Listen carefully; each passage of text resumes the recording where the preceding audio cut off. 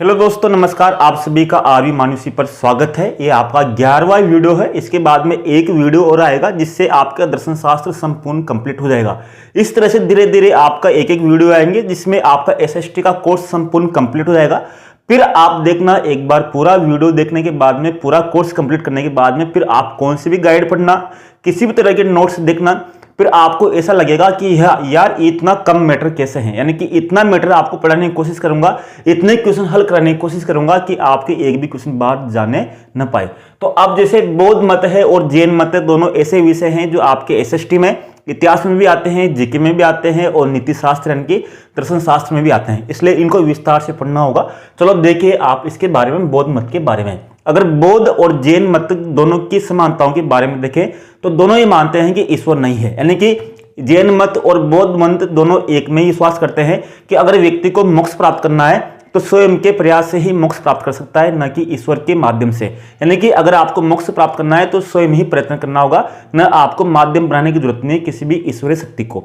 अब आगे देखिए, अगर इन बौद्ध धर्म के जो महात्मा बुद्ध थे तो महात्मा बुद्ध के बारे में कुछ परिचय देखिए। जैसे कि अगर आप देखोगे कपिल वस्तु में आगे क है, कुशीनगर में भी आगे क है, कोले वंश में भी आगे क है, कोंडे ऋषि में भी आगे क है और कुंडली में भी आगे क है। यानी कि पूरे में क है। कपिल वस्तु का मतलब है इनका जन्म हुआ था और कुशीनगर में यानी कि इनकी मृत्यु हुई थी।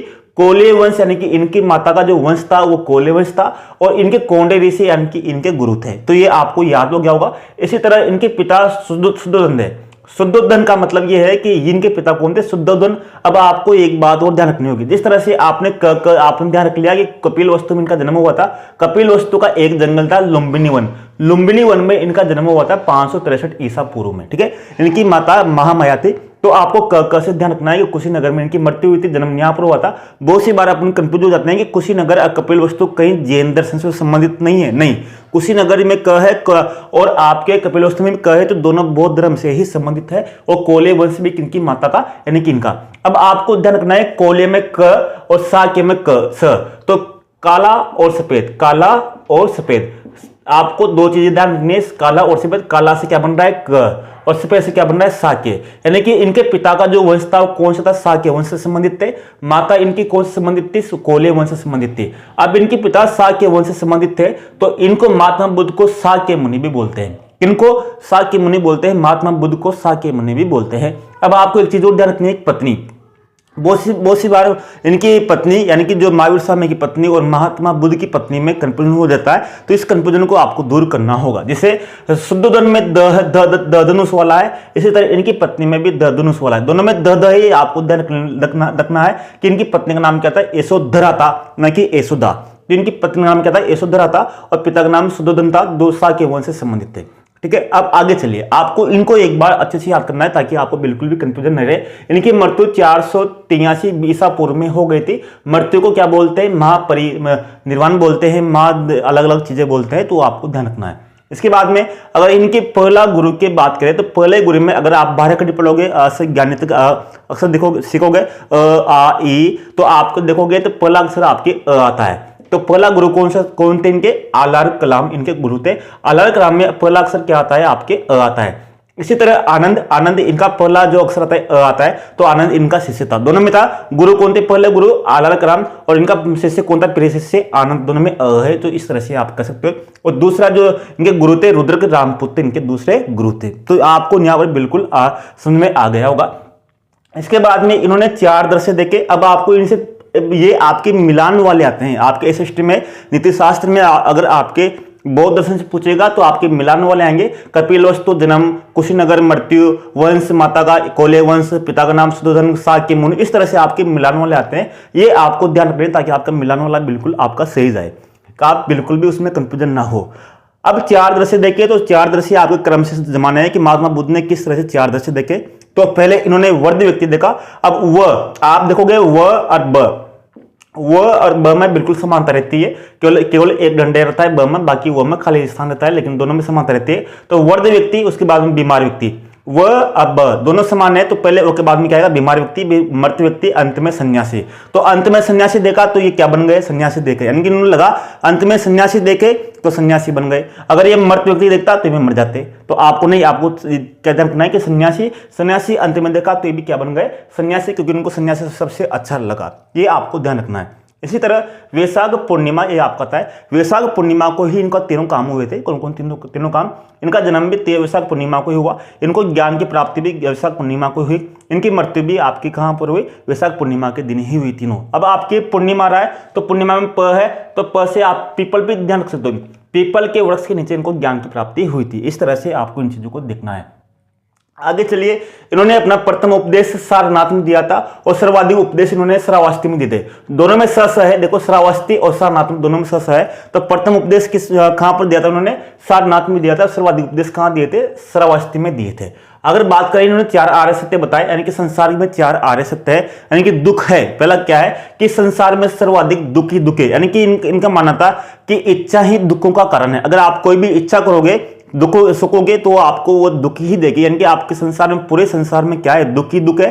पहला आर्य सत्य कौन सा है, दुख है। दूसरा दुख समुदाय, यानी कि दुख कोई एक नहीं है, उनका पूरा एक समुदाय है। और तीसरा दुख निरोध है, यानी कि उनके कुछ उपाय भी है। और दुख निरोध का क्या मार्ग है, चौथा है दुख निरोध मार्ग। तो मार्ग कौन सा है, तो 4 आर्य सत्य आपको ध्यान रखने, कौन कौन से 4 आर्य सत्य है, दुख है, दुख समुदाय, दुख निरोध है और दुख निरोध मार्ग है। अब दुख निरोध मार्ग कौन सा है, तो महात्मा बुद्ध ने इसका मार्ग बताया था, अष्टांग मार्ग, यानी कि अष्टांगिक मार्ग या अष्टांग मार्ग, इनके उपाय बताया था जो आपको ध्यान रखना है। कौन कौन से, यानी कि आपको कुछ चीजें, आपको दुख से आपको मुक्ति के लिए आपको कुछ आपके ऐसी तपस्या करनी होगी, यानी जैसे आपके जैन दर्शन में पंच महाव्रत बताए थे, अहिंसा, सत्य, अपरिग्रह, ब्रह्मचर्य, इस तरह से आपके बताए थे। इसी तरह से आपके त्रिरत्न बताए थे वहां जैन दर्शन में। इसी तरह इन्होंने कहा है कि आपको अष्टांग मार्ग इनका पालन करना होगा, तब आपको दुख नहीं होगा। कौन कौन से, सम्यक दृष्टि, सम्यक संकल्प, सम्यक वाक, सम्यक कर्म, सम्यक आजीव, सम्यक व्यायाम, सम्यक स्मृति और सम्यक समाधि। ये आपको अष्टांग मार्ग आपको ध्यान रखने, कौन कौन से, सम्यक दृष्टि, सम्यक संकल्प, सम्यक वाक, सम्यक कर्म, सम्यक आजीव, सम्यक व्यायाम, सम्यक स्मृति, सम्यक समाधि। तो आपको क्वेश्चन यहाँ बार बार पूछा जाता है, इस बार पूछ सकते हैं कि इनमें से कौन सा अष्टांग मार्ग में सम्मिलित नहीं है। तो आपको ये याद करने, अपनी भाषा में आप इसको याद कर सकते हो, बाकी मैं आपको व्हाट्सएप पर इसको भेज ही दूंगा वहां पर। इसके बाद में है आपके त्रिरत्न। बौद्ध धर्म के अनुसार कौन से त्रिरत्न है, बुद्ध धम्म संघ, यानी कि बौद्ध धर्म में त्रिरत्न कौन कौन से है, बुद्ध धम्म संघ त्रिरत्न बताए गए हैं। इसी तरह त्रिपिटक, बौद्ध धर्म में 3 पिटक है, कौन कौन से, सूत पिटक, विनय पिटक, अभिधम्म पिटक। ये आपको याद करनी है कि सूत पिटक क्या है, विनय पिटक क्या है, अभिधम्म पिटक क्या है। जैसे मान लीजिए विनय पिटक में क्या है, अगर मैं आपको पूछूं कि विनय पिटक है आपके, विनय पिटक में क्या है, तो विनय पिटक में क्या है, नय है, नय से क्या होता है, नियमों का संग्रह, इसमें नियमों का संग्रह है बौद्ध धर्म का। इसी तरह अभिधम्म पिटक में द है, तो इसमें सिद्धांत दे रखे हैं बौद्ध धर्म के, कौन कौन से सिद्धांत है ये आपके दे रखे हैं। तो 3 पिटक है और इसी तरह त्रिरत्न है, ये आपको ध्यान रखना है। अब आपको बौद्ध संगीतें बताते हैं, जिस तरह से जैन दर्शन में 2 संगीतें हुई, उसी तरह बौद्ध धर्म में 2 संगीतें हुई। कौन कौन संगीतें हुई आपको देखना है यहाँ पर। पहली बौद्ध संगति हुई 483 ईसा पूर्व में, यानी कि इनकी जो जन्म हुआ था 563 ईसा पूर्व में, उसके लगभग 80 साल के बाद में इनकी प्रथम जो बौद्ध संगति हुई थी 483 ईसा पूर्व में। उसके बाद में दूसरी बौद्ध संगति हुई थी 383 ईसा पूर्व में, तीसरी बौद्ध संगति हुई 247 ईसा पूर्व में और चौथी बौद्ध संगति हुई 102 ईसा पूर्व में, ईसू में, सॉरी कौन सी में हुई, ईसू में। तो आपको ये बोल सकते हैं कि कौन सी बौद्ध संगति केवल ईसू में हुई थी, ईसा पूर्व में हुई। तो चौथी बौद्ध संगति केवल एकमात्र बौद्ध संगति ऐसी थी जो आपके ईसू में हुई थी, न कि ईसा पूर्व में। अब आपके इसमें अध्यक्ष पूछता है, अध्यक्ष आपको ध्यान रखना है कि प्रथम बौद्ध संगति जो अध्यक्ष थे मार्क कश्यप थे, दूसरे बौद्ध संगति के जो अध्यक्ष थे साबकामी थे। साबकामी में अगर आप दूसरा लिखोगे, दूसरा क्या लिखोगे, सेकंड लिखोगे। अगर इंग्लिश में लिखोगे तो दूसरा आप सेकंड में लिखोगे, सेकंड में क्या है आगे, स है, और साबकामी में आगे क्या है, स है। इसी तरह तीसरी जो बौद्ध संगति 247 ईसा पूर्व में हुई थी, उसके अध्यक्ष थे मंगलीपुत्र तिस्क। तिस्क में क्या है, ती से क्या बनता है, तीसरा, क्या बनता है, तीसरा, यानी कि तीसरा से इनकी मंगलीपुत्र तिस्क तीसरे बौद्ध संगति के अध्यक्ष थे। और साबकामी यानी कि सेकंड किसके थे, दूसरे बौद्ध संगति के इसके अध्यक्ष थे। अंत में थे 102 ईस्वी में हुई थी, ओसुमित्र या कहीं किताब में मिलता है आपके अशोक घोष इसके अध्यक्ष थे। तो इस तरह से आपको क्रम ध्यान रखना है कि आपको मिलाना लाता है कि प्रथम बौद्ध संगति के अध्यक्ष कौन थे, दूसरे के कौन से, तीसरे के कौन से थे, चौथे के कौन से थे। इस तरह से आपको इनको ध्यान रखना है। इसके बाद में अब आपके बात करें तो आपके तिस्क में तीसरा है, तो आपको तिस्क में तीसरा से आप याद कर सकते हो कि तीसरी में ही बोध संगति में आपका तीसरा पिटक की रचना हुई थी। आपके 3 पिटक है, सूत्र पिटक, विनय पिटक, अभिधम पिटक। तो तीसरा पिटक है जो आपके पिटक का मतलब होता है टोकरे। क्या होता है? टोकरे। तो अगर आपके अभिधम पिटक है तो अभिधम पिटक की जो रचना हुई थी वो तीसरी बोध संगति में ही हुई थी। और आपकी जो चौथी बोध संगति हुई उसमें अश्वमित्र वसुगोष्ठ है। तो ये बौद्ध संगति में, चौथी बौद्ध संगति में बौद्ध धर्म 2 भागों में बट गया। कितने भागों में? 2 भागों में। कौन कौन से में? हीनयान और महायान। अगर हीनयान और महायान की बात करें तो हीनयान ये कहता है कि महात्मा बुद्ध कोई देवता नहीं थे, कोई ईश्वर के अवतार नहीं थे। इसी तरह महायान ये कहता है कि महात्मा बुद्ध क्या थे? देवता के अवतार थे। अगर हीनयान की बात करें तो हीनयान मूर्ति पूजा का विरोध करता है। किसका? मूर्ति पूजा का विरोध करता है, जबकि महायान मूर्ति पूजा में विश्वास करता है। ठीक है, हीनयान महायान में यह अंतर है कि हीनयान क्या करता है? हीन मानता है महात्मा बुद्ध को, और महायान महात्मा बुद्ध को महान मानता है, वो मूर्ति पूजा भी करता है। अगर आपकी बात करें महायान में म आ रहा है तो म से क्या बनता है? मूर्ति। मूर्ति में आगे क्या है? म है, तो म से महायान, तो मूर्ति पूजा करता है और देवता मानता है, जबकि हीनयान इसको नहीं मानता। अब आपके एक चीज और आती है कि बुद्ध ने अपनी जो उपदेश किस भाषा में दिए और महावीर स्वामी ने किस भाषा में दिए, इसमें कंफ्यूजन होता है। तो आपको एक चीज और ध्यान रखनी है, बुद्ध छोटा है, महावीर बड़े हैं। यानी कि बुद्ध छोटा है, महावीर बड़े हैं। तो प्राचीन काल में केवल 2 ही भाषा थी, पाली और प्राकृत। अगर पाली की बात करें तो पाली में 2 अक्षर है और प्राकृत में 3 अक्षर है। तो महावीर में भी बड़ा अक्षर है और बुद्ध में छोटा अक्षर है। तो बुद्ध किससे संबंधित? पाली से, और महावीर में बड़ा अक्षर है तो प्राकृत। यानी महात्मा बुद्ध ने अपने जो उपदेश दिए वो पाली भाषा में दिए और महावीर स्वामी ने प्राकृत भाषा में अपने उपदेश दिए। अब महात्मा बुद्ध से संबंधित कुछ शब्दावली जो नैतिक दर्शन, जो नैतिक शब्दावली उनको आपको समझना होगा। इनमें समझने के आपके नंबर 1 तो है कि बहु, यानी कि बहु क्या है? जो महात्मा बुद्ध बोलते हैं कि बहु क्या है? जन्म ग्रहण करने की प्रवृत्ति क्या है? इसको बहु बोलते। क्या बोलते हैं? इसको बहु बोलते हैं। इसी तरह षडायतन, षडायतन क्या है? षडायतन का मतलब है कि 5 इंद्रिया और मन। यानी कि महात्मा बुद्ध के अनुसार षडायतन क्या है? 5 इंद्रिया और मन।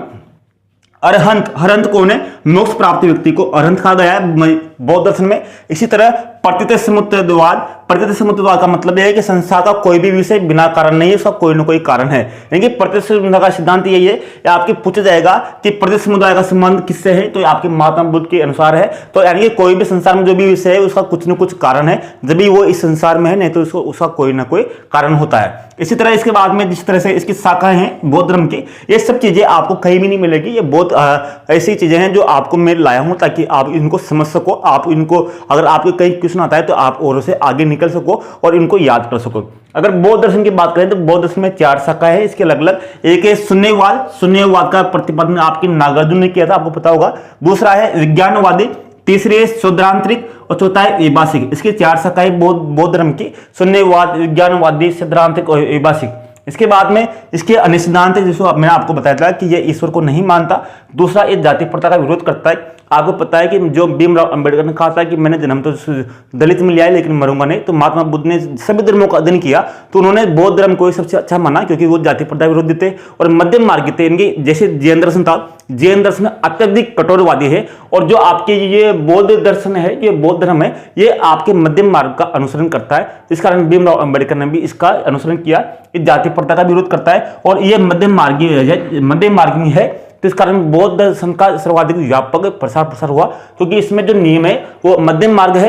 यानी कि इसने न तो कठोरवाद न सरलवाद को दोनों को अपनाया, इसने मध्यम मार्ग को अपनाया। तो इस तरह से आपको बौद्ध दर्शन अच्छे समझ में आ गया होगा। अब लास्ट बच रहा है अपना एक वीडियो, उसके बाद में आपके दर्शन शास्त्र पूरा कंप्लीट हो जाएगा और पूरे हर प्रश्न आपको हल करवा दूंगा। धीरे धीरे हम आर्य मानुष्य स्टडी ऐप पर इनको डाल देंगे और आपके जितने प्रश्न है, जितने आपको नोट्स है, सब उसको डाल देंगे, किताबें सब आपको वहां डाल देंगे ताकि आपको सब कुछ वहां मिल सके। धन्यवाद, नमस्कार, जय हिंद दोस्तों।